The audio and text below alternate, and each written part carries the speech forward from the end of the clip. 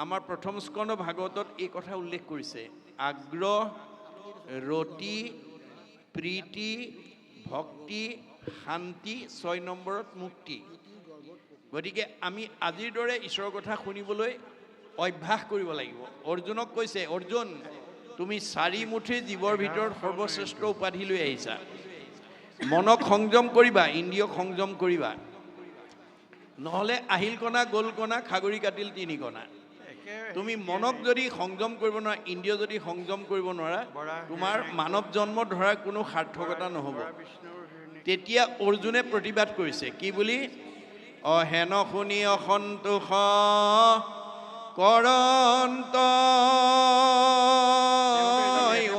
অৰ্জুন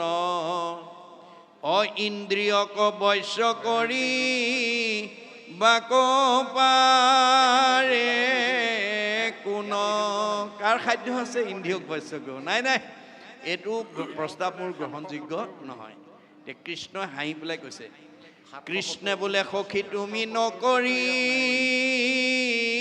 বা ভয় অভ্যাসতে ইন্দ্ৰিয় বশ্য আপুনি ভয় নকৰিবা অভ্যাস কৰা আজি আপোনালোকে গধূলিৰ পৰা আহাৰ পৰা পথখনত বহি আছে কোনোবাই চকী এখনত বহি আছে অকলে ঘৰত ইমান সময় এনেকৈ কত বা চকী এখনত বহি থাকিব পাৰিলেহেঁতেনে নোৱাৰিলেহেঁতেন আজি কোনে বহুৱাইছে কিয় বহিছে এই কথা আমি উপলব্ধি কৰিব লাগিব কিয় বহিছে আমাৰ বেদে কৈছে যে পৰম অনুৰক্তি ঈশ্বৰেই ভক্তি আজি ইয়াত বহি থকা সকলে ঈশ্বৰৰ কথা শুনিবৰ কাৰণে জানিবৰ কাৰণে বুজিবৰ কাৰণে এটা আগ্ৰহ লৈ বহি আছে এই আগ্ৰহৰ পৰা আমাৰ জীৱলৈ 6টা প্ৰমোচন আহিব আগ্ৰহ ৰতি প্ৰীতি ভক্তি শান্তি 6 নম্বৰত মুক্তি এই পৰ্যায়টোলৈ আমাৰ জীৱটো আহিবই লাগিব এই জন্মত নহয় পিছৰ জন্ম নহয় কোটি জন্ম যেতিয়ালৈকে সাধুৰ সংগত আহি ঈশ্বৰৰ কথা শুনি আমাৰ জীৱটো শুদ্ধ নহ'ব তেতিয়ালৈকে অহা যোৱা কৰিয়ে থাকিব লাগিব গতিকে এইটো আমাক কি কৰে আগ্ৰহে আনি দিয়ে সেইকাৰণে কৈছে যে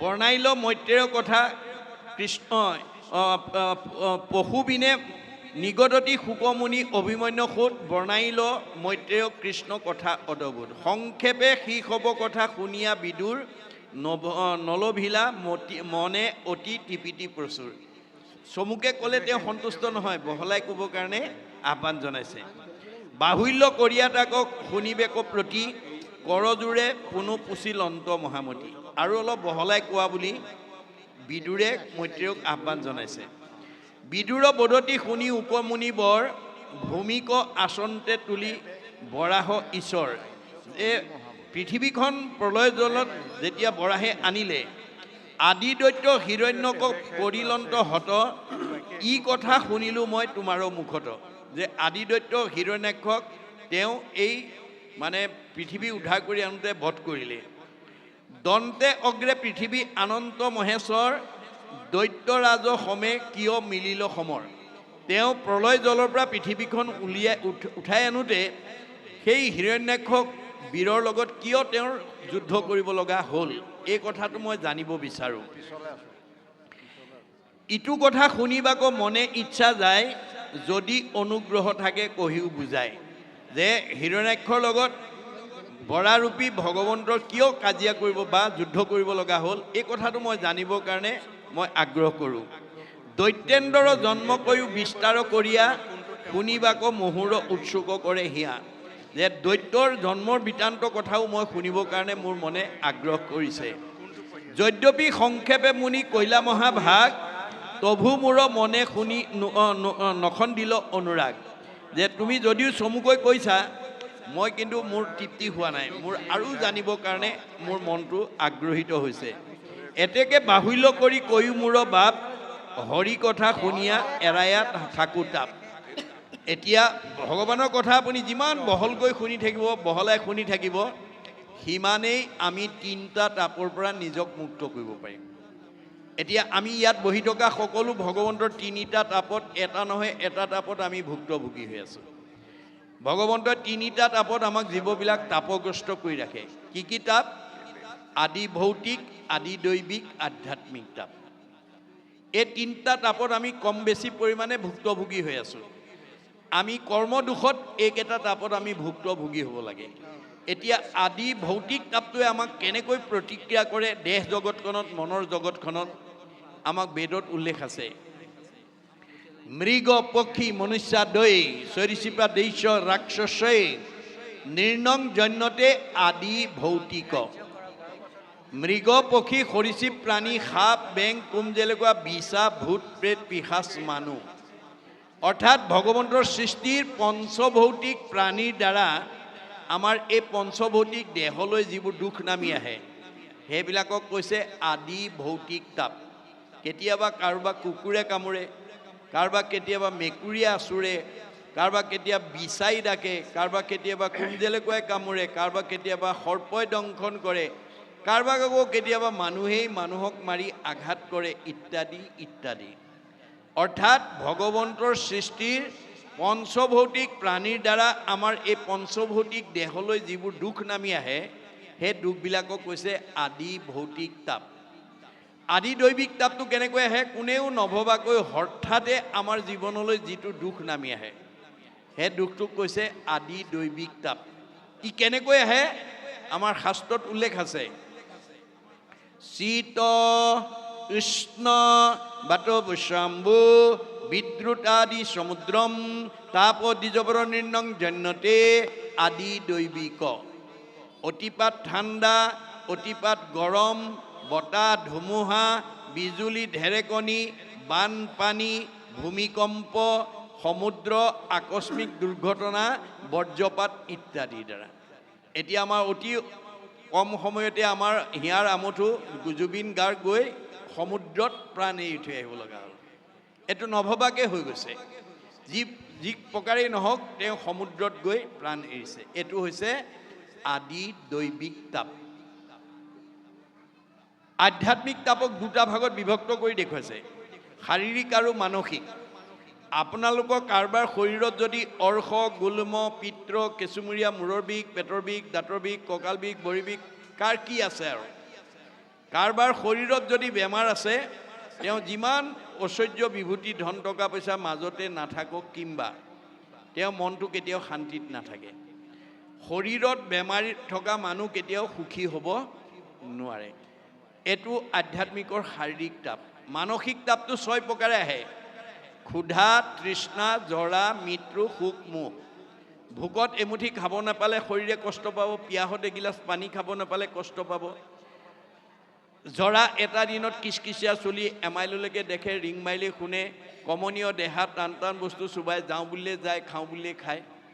এটা সময় আহিল কালৰ অতৰ্কিত গতিত কিচকিচিয়া চুলিকেইডাল মৰাপাতৰ দৰে বগা হৈ পৰিল, দৃষ্টিশক্তি কমিল, শ্ৰৱণ শক্তি কমিল, টান টান বস্তু চুবা দাঁতকেইটা সুলকি পৰিল, কমনীয় দেহাটো সুতুৰা সুতুৰ পৰিল, যাওঁ বুলিলে যাওঁ, খাওঁ বুলিলে খাওঁ বোলা দেহাটোৰ মুখৰ আগত কোনোবাই এমুঠি নিদিলে খাবলৈ নোপোৱা হ'ল।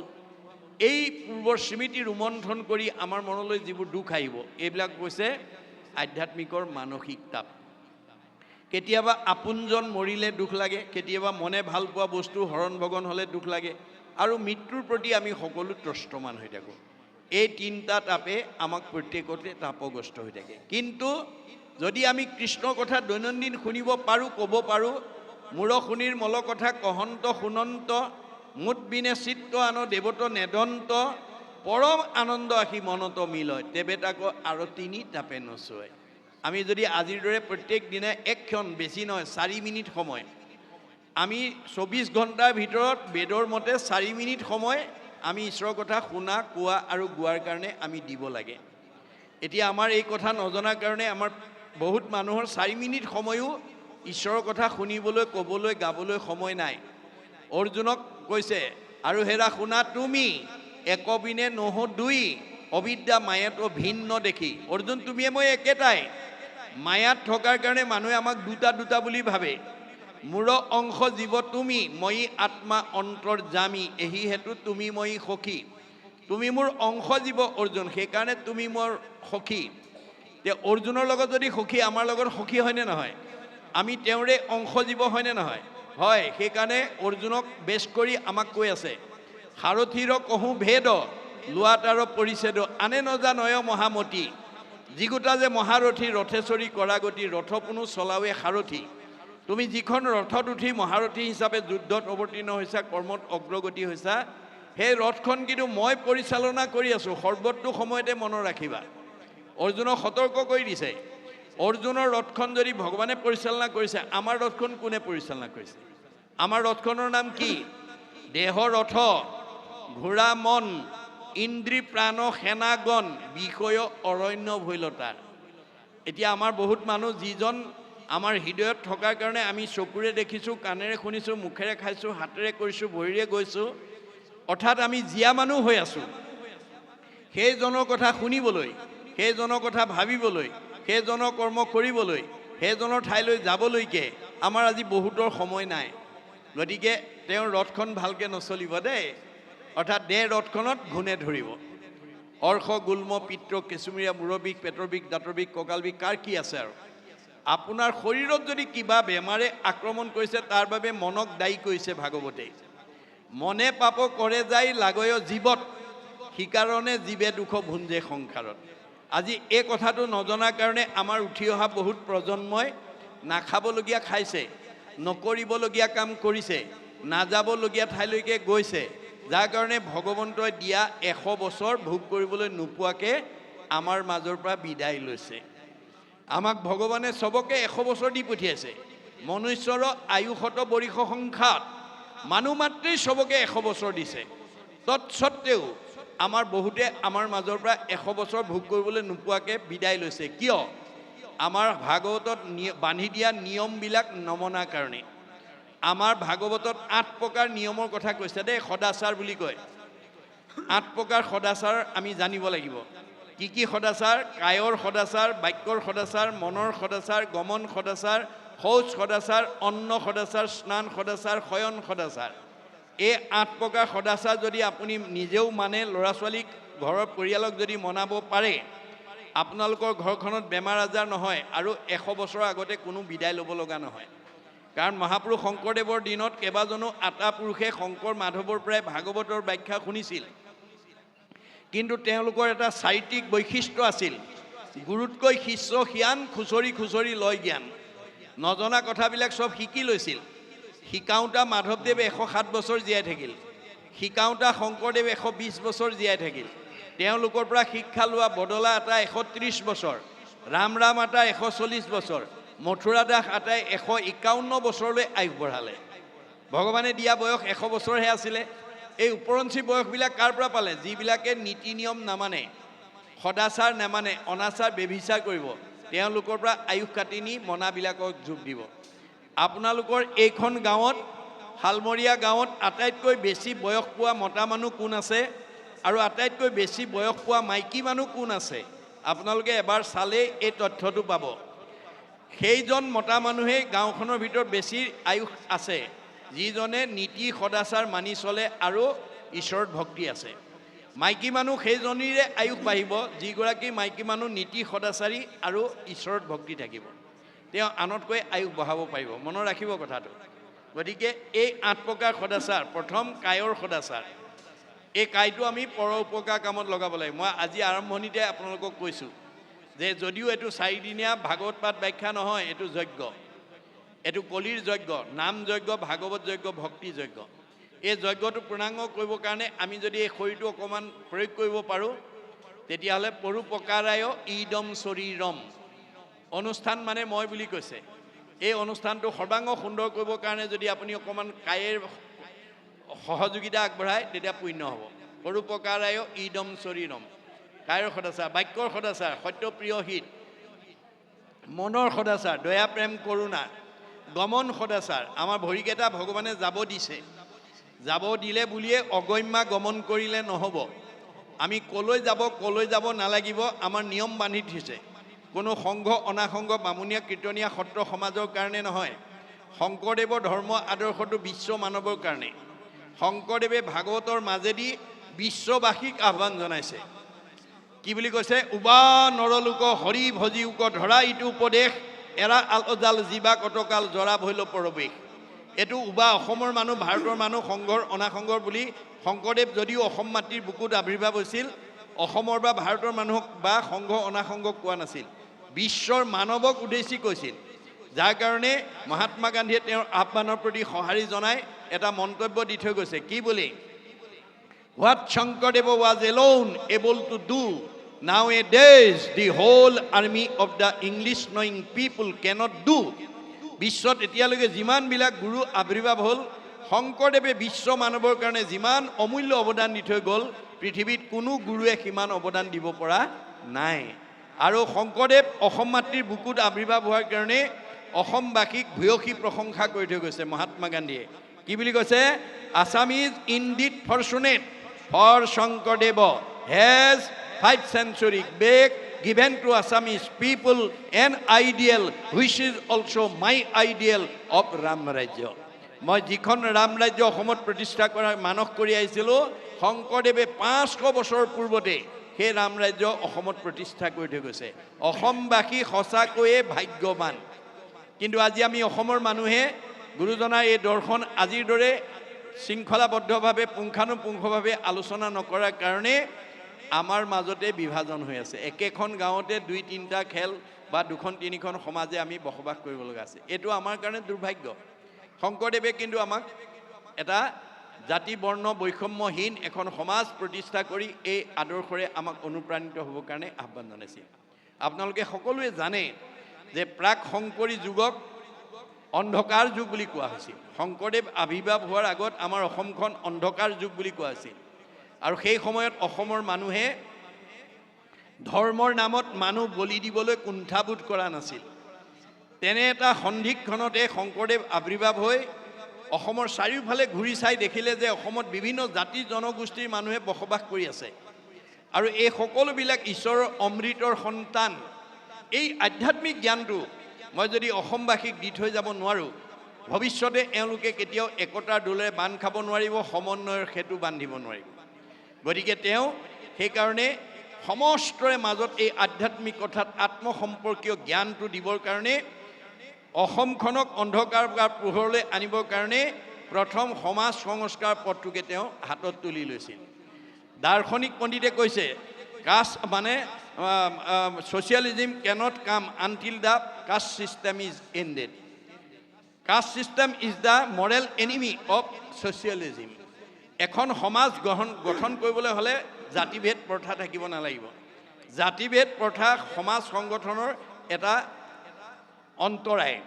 গতিকে এই কথা শংকৰদেৱে বুজি পেলাই আমাৰ প্ৰথম জাতিভেদ প্ৰথাটো বিনাশ কৰিবৰ কাৰণে সকলো জাতি জনগোষ্ঠীৰ পৰা তেওঁ ভকতক সংস্কাৰ কৰি লৈ আহিলে। কেনেকৈ আনিলে? ভগৱানৰ 1000টা নামৰ পৰা এটা এটা নাম দি লৈ আহিলে। আৰু দ্বিতীয় স্কন্ধৰ ভাগৱতত সেই কথাটো উল্লেখ আছে।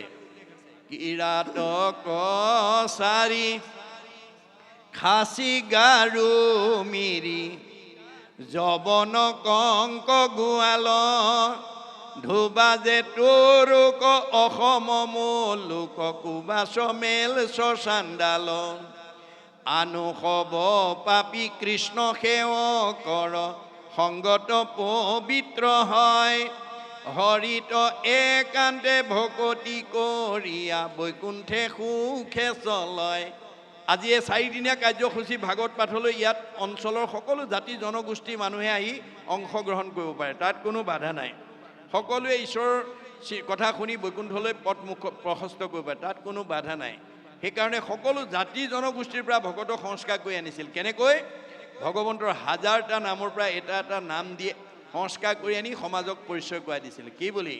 হেৰা সমাজৰ লোকসকল, এয়া তোমালোকৰ মাজলৈকে মই আজি গাৰুৰ ভকত আনিছোঁ দেই। তোমালোকে এওঁক আজিৰ পৰা গাৰু বুলি ঘৃণা নকৰিবা, এওঁ ঈশ্বৰৰ অমৃতৰ সন্তান। এওঁক আজিৰ পৰা তোমালোকে গোবিন্দ আঁতৰি বুলিবা। এয়া মই নগাৰ ভকত আনিছোঁ, এওঁক আজিৰ পৰা তোমালোকে নৰোত্তম আঁতৰি বুলিবা। এয়া মই যৱনৰ ভকত আনিছোঁ, এওঁক আজিৰ পৰা জয় হৰি আঁতৰি বুলিবা। এয়া মই কাৰ্বিৰ ভকত আনিছোঁ, এওঁক তোমালোকে আজিৰ পৰা ভোলাই আঁতৰি বুলিবা। এয়া মই জয়ন্তীয়াৰ ভকত আনিছোঁ, এওঁক আজিৰ পৰা তোমালোকে মাধৱ আঁতৰি বুলিবা। এয়া মই হীৰাৰ ভকত আনিছোঁ, এওঁক আজিৰ পৰা তোমালোকে মথুৰা দাস আঁতৰি বুলিবা। এয়া মই আহোমৰ ভকত আনিছোঁ, এওঁক আজিৰ পৰা তোমালোকে নৰহৰি আঁতৰি বুলিবা। এয়া মই কছাৰীৰ ভকত আনিছোঁ, এওঁক আজিৰ পৰা তোমালোকে বলাই ৰমাই বুলিবা। এয়া মই মিচিঙৰ ভকত আনিছোঁ, এওঁক আজিৰ পৰা তোমালোকে পৰমানন্দ আতৈ বুলিবা। এয়া মই দেউৰীৰ ভকত আনিছোঁ, এওঁক আজিৰ পৰা তোমালোকে বৈকুণ্ঠ আতৈ বুলিবা। এয়া মই কৈৱৰ্তৰ ভকত আনিছোঁ, এওঁক আজিৰ পৰা তোমালোকে পূৰ্ণানন্দ আতৈ বুলিবা। এয়া মই বনিয়াৰ ভকত আনিছোঁ, এওঁক আজিৰ পৰা তোমালোকে হৰিদাস আতৈ বুলিবা। এয়া মই কোঁচৰ ভকত আনিছোঁ, এওঁক আজিৰ পৰা তোমালোকে মুৰাৰী আতৈ বুলিবা। এয়া মই কলিতাৰ ভকত আনিছোঁ, এওঁক আজিৰ পৰা তোমালোকে গোপাল আতৈ বুলিবা। এয়া মই ভুটীয়াৰ ভকত আনিছোঁ, এওঁক আজিৰ পৰা তোমালোকে দামোদৰ আতৈ বুলিবা। এয়া মই নাপিতৰ ভকত আনিছোঁ, এওঁক আজিৰ পৰা তোমালোকে নাৰায়ণ ঠাকুৰ আতা বুলিবা। এয়া মই তিৱাৰ ভকত আনিছোঁ, এওঁক আজিৰ পৰা তোমালোকে সুদাম আতৈ বুলিবা। এয়া মই কায়স্থৰ ভকত আনিছোঁ, এওঁক আজিৰ পৰা তোমালোকে সতাই আতৈ বুলিবা। এয়া মই মুছলমানৰ ভকত আনিছোঁ, এওঁক আজিৰ পৰা তোমালোকে শ্যাম কাই আতৈ বুলিবা। তাৰ পৰা অপ্ৰভংশ হৈ চান্দখাই হৈছে। এয়া মই ব্ৰাহ্মণৰ ভকত আনিছোঁ, এওঁক আজিৰ পৰা তোমালোকে অনন্ত কণ্ডলী সাৰ্বভৌম ভট্টাচাৰ্য বুলিবা।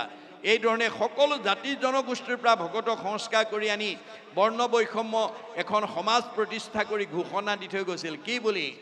অহৰিক ভজয় যিটো তাকে বোলে জাতি, কৃষ্ণত বিমুখ যিটো সেহিহে অজাতি।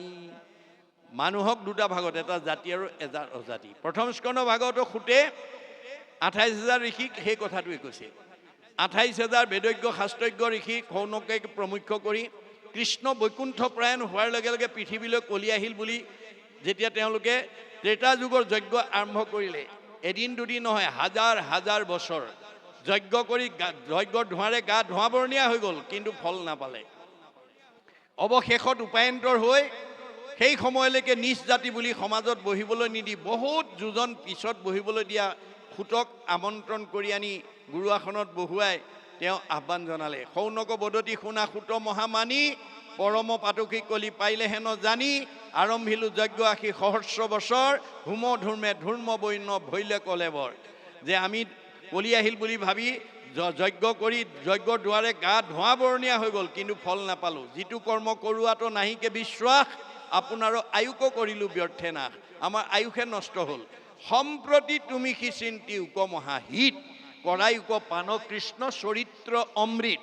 এতিয়া তুমি কৃষ্ণৰ অমৃতময় কথা শুনাই আমাক উদ্ধাৰ নকৰিলে আৰু গত্যন্তৰ নাই। এই আহ্বান শুনি সুতে কি বুলি মন্তব্য কৰিছিল? অকিনো মহাভাগে তোমাখাৰ আগে, কহিবু কৃষ্ণৰ লীলা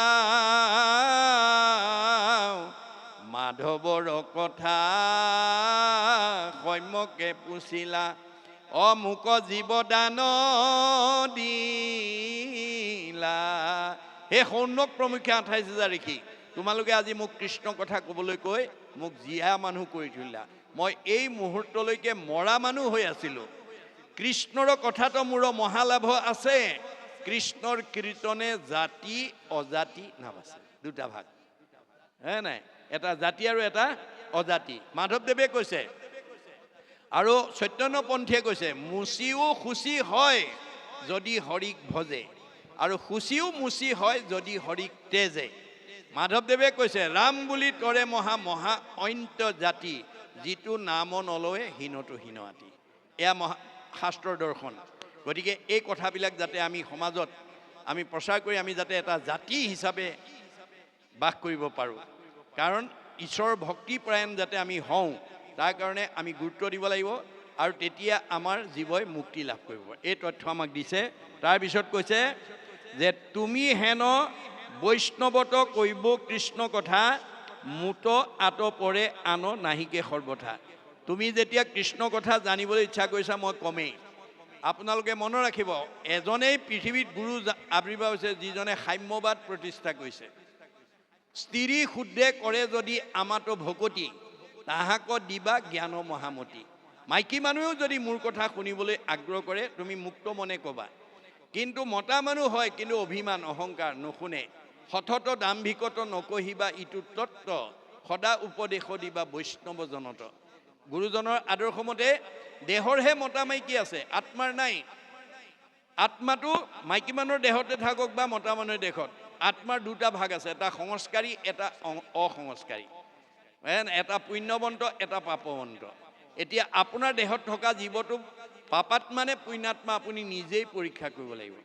দ্বাদশকণ ভাগৱতত মাত্ৰ পদ্ধতিটো দিছে কি বুলি, অজিন পাতকী আত নাপাতিব কাণ, পাপীৰ পুণ্যৰ দেখা প্ৰত্যক্ষ প্ৰমাণ।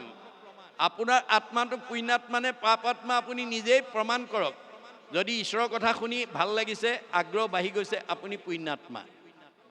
যদি কৃষ্ণ কথা শুনি আমনি পাইছে, অশান্তি পাইছে, পাপাত্মা। বছ ইমানেই আৰু, বেছি জানিব নালাগে দেই।